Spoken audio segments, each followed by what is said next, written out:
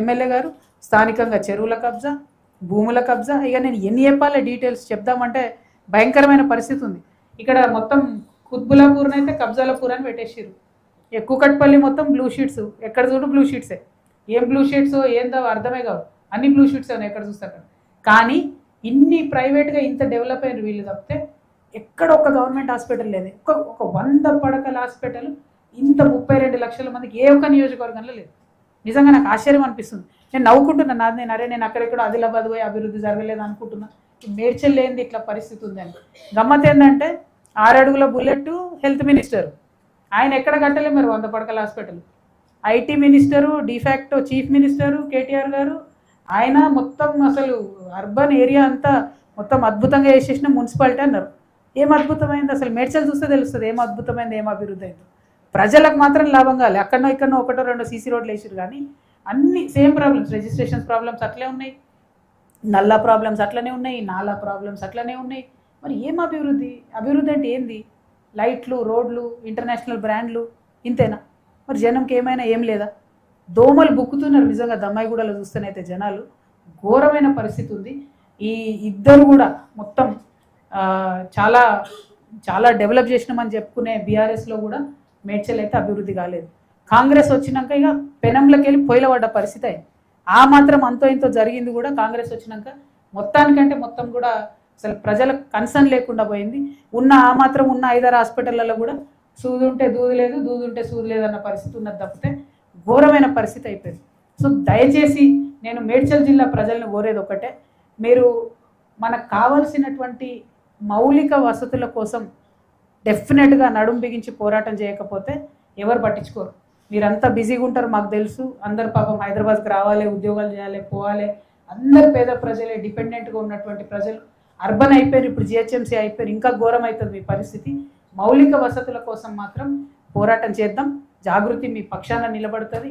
ఖచ్చితంగా ప్రతి కాన్స్టిట్యున్సీలో ఒక 100 పడకల హాస్పిటల్ కోసం ప్రయత్నం చేస్తాం. ప్రతి చోట కూడా గవర్నమెంట్ పాఠశాలల కోసం, గవర్నమెంట్ కళాశాలల కోసం ప్రయత్నం చేస్తాం. ఇన్ఫ్రాస్ట్రక్చర్ కోసం ప్రయత్నం చేస్తాం. ట్రాఫిక్ కొంచెం తగ్గడానికి ప్రయత్నం చేస్తాం. రోడ్లలో గుంతలు పోవడానికి ప్రయత్నం చేస్తాం. అన్నిటికన్నా ఎక్కువ జవహర్ నగర్లో ఏదైతే డంప్ యార్డ్ ఉందో అది రిమూవ్ చేయడానికి ప్రయత్నం చేస్తాం. దానికోసం చాలా పెద్ద ఎత్తున ప్రజలు అక్కడ పోరాటం చేస్తున్నారు. ఆ మొత్తం 300 ఎకరాలలో వేల మంది ప్రజలు ఉన్నారు. ఒక్కరికంటే ఒక్కడికి కూడా పట్టా ఇల్లు లేనటువంటి పరిస్థితి ఉంది. అంటే కనీస భద్రత, ఒక సేఫ్టీ, సెక్యూరిటీ కూడా లేనటువంటి పరిస్థితి ఉంది. ఇక రేవంత్ రెడ్డి గారు మల్కాజ్గిరి ఎంపీ ఉండే, ఆయనకి ఇవన్నీ తెలుసు ప్రాబ్లమ్స్. ఇవాళ ఆయన ముఖ్యమంత్రి ఆయన గనక ఈ ముఖ్యమంత్రిగా ఉండి కూడా మేడ్చల్ జిల్లాను పట్టించుకోకపోతే చరిత్ర ఆయనను క్షమించదు. అన్ని సమస్యలు తెలిసి దగ్గరుండి తెలిసిన అతను. అదేవిధంగా రాజేంద్ర అన్న, ఈటల రాజేంద్ర అన్న ఎంపీగా ఉన్నారు, కానీ ఎన్నో పనులు సెంట్రల్ నుంచి పెండింగ్ ఉన్నప్పటికీ కనీసం ఆయన రెస్పాన్స్ ఇవ్వడం కానీ రావడం పోవడం కానీ జరుగుతలేదని ప్రజలు చెప్పిండ్రు. దయచేసి దాన్ని మార్చుకొని ప్రజల కోసం ప్రయత్నం చేయాలని చెప్పి నేను రిక్వెస్ట్ చేస్తూ ఉన్నాను. మరి అల్టిమేట్గా మేము చెప్పేది ఒకటే, ఈ జనం బాట కార్యక్రమంలో సమస్యల్ని చూస్తున్నాం, వాటిని ప్రభుత్వాల దృష్టికి తీసుకెళ్తాం, ఫాలోఅప్ చేసుకుంటాం. మళ్ళీ మేడ్చల్లో మా కమిటీని పెద్ద ఎత్తున వేసుకొని ఆ కమిటీ ఆధ్వర్యంలో ఇవన్నీ కూడా ఫాలోఅప్ చేసి ప్రజల సమస్యలు కొంత పరిష్కారం చేసే దిశగా ముందుకెళ్తామని చెప్పి తెలియజేస్తున్నా. అయితే ఇక్కడ ఒక చిన్న విషయం చెప్పాలి మీకు. ఇవాళ మనం ప్రెస్ మీట్ తర్వాత యాక్చువల్లీ మేము ఇక్కడ ఒక ఏరియాకి పోవాలి. ఏం ఏరియా ఇది? ఇందిరానగర్. ఇందిరానగర్ ఏరియాలో పరిస్థితి ఎట్లుందంటే 4 బస్తీలలో ఇది ఫోటో ఏంటంటే చిన్న పాప ఇంటి లోపలికి వచ్చిన డ్రైనేజ్ నీళ్ళని ఎత్తిపోసుకుంటుంది. ఇంటి లోపలికి మొత్తం పక్కనున్న మురుగు నీరు వస్తే అది ఎత్తిపోసుకుంటుంది. ఇందిరానగర్ ఈ 4-5 ఏరియాలు.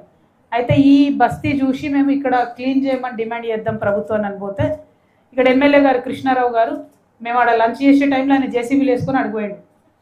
పోయి ఇప్పుడు ఆడంతా క్లీన్ చేయించి బయటకు వస్తున్నాడు. మరి ఈ సోయి ముంగటేమైంది? ఈ 10 ఏళ్ళు ఈ సోయి ఉండొచ్చు కదా. జాగృతోళ్ళు జనం బాట అని పెట్టుకొని వచ్చేదాకా కూడా ఎమ్మెల్యేలు కదలకుండా, ప్రజల కష్టాలు పట్టించుకోకుండా ఎంత దారుణం ఇది. ఇది మీ కాన్షియన్సే కదా, మీ కోటేషన్ వాళ్ళే కదా. ఇప్పుడు ఆయన పోయి ఆడ కూర్చున్నాడు కృష్ణారావు గారు 2 గంటల నుంచి. ఆయన కబ్జాలు చేసుడు బంద్ చేసి అప్పుడప్పుడు జనాన్ని చూస్తేనేమో ఏమైనా ప్రజల కష్టాలు అర్థమవుతాయి. తెల్లారులేస్తే కబ్జాలు, తెల్లారులేస్తే సెటిల్మెంట్లు, అంతే తప్పితే ప్రజలను పట్టించుకోకుండా ఉన్నారనేటటువంటి ఆరోపణలు మొత్తం మేడ్చల్లో ఉన్న అందరు ఎమ్మెల్యేల మీద కూడా ఉన్నాయి. మరి ఒక్కరు అని నేను పేరు చెప్పదలుచుకోలేదు. సరే మీరు సంపాదించుకుంటే సంపాదించుకున్నారు, కానీ